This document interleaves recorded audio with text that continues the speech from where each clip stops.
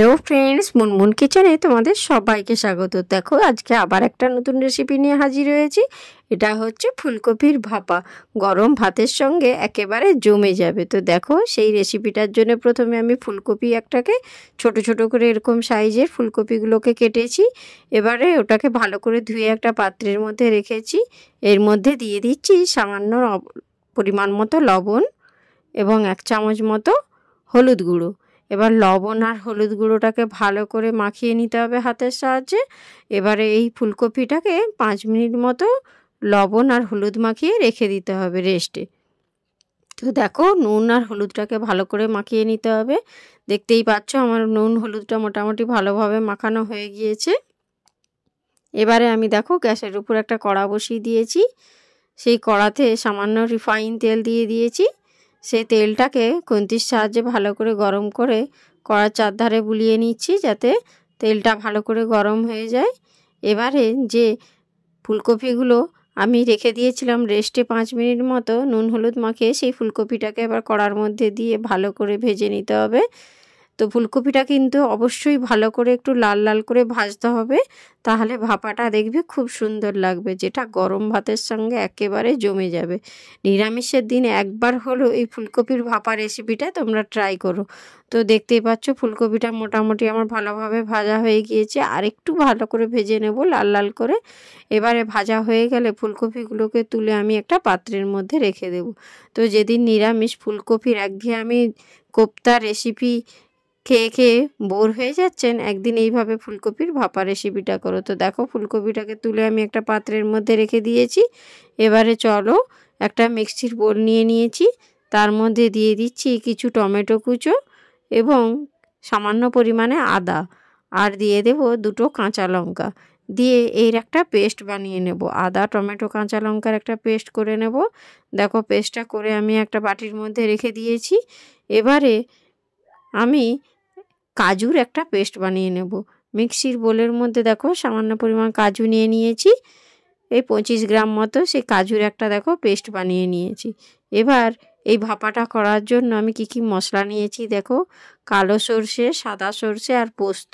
এই কালো সর্ষে, সাদা সর্ষে আর পোস্তটাকে দিয়ে একটা পেস্ট বানিয়ে নিতে হবে, মিহি পেস্ট, যাতে সরষাগুলো কিন্তু খুব ভালো করে বাটা হয়। তোমরা চাইলে শিলনোড়াতেও বাটতে পারো। দেখো আমার পেস্টটা একদম রেডি। এবারে আমি একটা টিফিন কৌটো নিয়ে নিয়েছি। টিফিন কৌটোর মধ্যে সর্ষে আর পোস্ত বাটাটাকে আমি প্রথমে দিয়ে দিলাম। তার মধ্যে দিয়ে দিলাম টমেটো বাটাটাকে, যে আদা টমেটো আর কাঁচা লঙ্কা পেস্ট করে রেখেছিলাম সেটা দিয়ে দিলাম। তার মধ্যে এবার দিয়ে দিলাম কাজু বাটা, যে কাজু বাটাটা আমি পেস্ট করে রেখেছিলাম মিক্সিতে, সেই কাজু বাটাটা দিয়ে দিলাম। এবার ওর মধ্যে দিয়ে দেব 1 চামচ হলুদ গুঁড়ো, 1 চামচ পরিমাণ মতো লবণ, আর দিয়ে দেব 1 চামচ লঙ্কার গুঁড়ো। এবার লবণটা তোমরা তোমাদের প্রয়োজন মতো দিও, আমার এখানে যতটা লাগবে আমি সেই মতো দিয়েছি। এবার এর মধ্যে দিয়ে দিলাম কাঁচা সর্ষের তেল। তো কাঁচা সর্ষের তেলটা কিন্তু রেসিপিটার মধ্যে একটা আলাদা মাত্রা আনবে। দেখো কাঁচা সর্ষের তেল যে কোনো ভাপা করতে হলেই যে দেখবে কাঁচা সর্ষের তেলটা দিতে হয়। তো সর্ষের তেলটা দেওয়ার পর ভালো করে একটা চামচের সাহায্যে নাড়িয়ে মিশিয়ে নিতে হবে, যাতে মশলাগুলো কোথাও না দানা বেঁধে থাকে। এবারে যে ভেজে রাখা ফুলকপিগুলো ছিল, সেই ফুলকপিগুলো কিছু কিছু করে আমি ওই মশলার মধ্যে দিয়ে দিচ্ছি। তো এইভাবে তোমরা একদিন আমার মতো বাড়িতে ট্রাই করে দেখো, সত্যি খুব অসাধারণ লাগে। যেদিন নিরামিষ রেসিপি হবে সেদিন তোমরা একদিন এই ফুলকপির ভাপা রেসিপিটা বাড়িতে বানিয়ে দেখো। তো দেখো মোটামুটি আমার সব ফুলকপিগুলোই দেওয়া হয়ে গিয়েছে। এবারে আমি এর মধ্যে দিয়ে দেব কেটে রাখা কাঁচা লঙ্কা।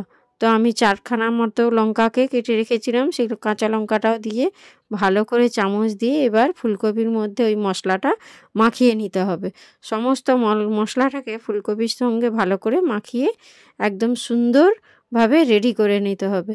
ম্যারিনেটটা যেন খুব ভালো হয়, কোথাও যেন মশলাটা দানা বেঁধে না থাকে। এবারে দেখতেই পাচ্ছ মোটামুটি আমার রেসিপিটা রেডি। এবারে শেষে আমি দিয়ে দিচ্ছি 1 চামচ কাঁচা সর্ষের তেল। তো কাঁচা সর্ষের তেলটা দিয়ে এবারে আমি ওটাকে টিফিন কৌটার ঢাকনাটা লাগিয়ে দেব। তো সর্ষের তেলটা দিয়ে একটু ভালো নাড়িয়ে নিলাম। এবার এই যে টিফিন কৌটার ঢাকনাটা আছে ওটা আমি এবার ঢাকনা দিয়ে দেব।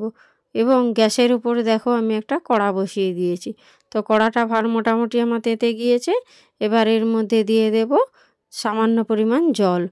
তো জলটা দেওয়ার পর ওই জলের ওপর একটা আমি স্ট্যান্ড বসিয়ে দেব। এবার যে টিফিন কৌটাটায় আমি রেসিপিটা রেডি করে রেখেছিলাম সেটা আমি ওর মধ্যে বসিয়ে দিলাম। এবারে 15 মিনিট মতো ভাপা করে নেব। তো দেখো আর একটু জল দিয়ে দিলাম যাতে টিফিন কৌটার তলায় জলটা লাগে। এবারে আমি ঢাকনা দিয়ে 15 মিনিট মতো একটু ভাপিয়ে নেব। তো দেখতেই পাচ্ছ 15 মিনিট হয়ে গিয়েছে। আমি এটাকে একটু ঠান্ডা করে নিয়েছি টিফিন বক্সটা, কারণ ঠান্ডা না হলে খোলা যাবে না। তো দেখো ঠান্ডা করার পর আমি খুলে নিয়েছি, কত সুন্দর কালারটা হয়েছে এবং দেখতেও কিন্তু খুব অসাধারণ এবং খেতেও কিন্তু খুব সুন্দর হয়েছিল। একবার হলেও তোমরা বাড়িতে এই রেসিপিটা ট্রাই করে দেখো, সত্যি খুবই খেতে লোভনীয় এবং অসাধারণ। তো কার কার আমার রেসিপিটা ভালো লাগলো একটু লাইক, কমেন্ট, শেয়ার করে দিও এবং আমার চ্যানেলে নতুন হলে সাবস্ক্রাইব করে দিও।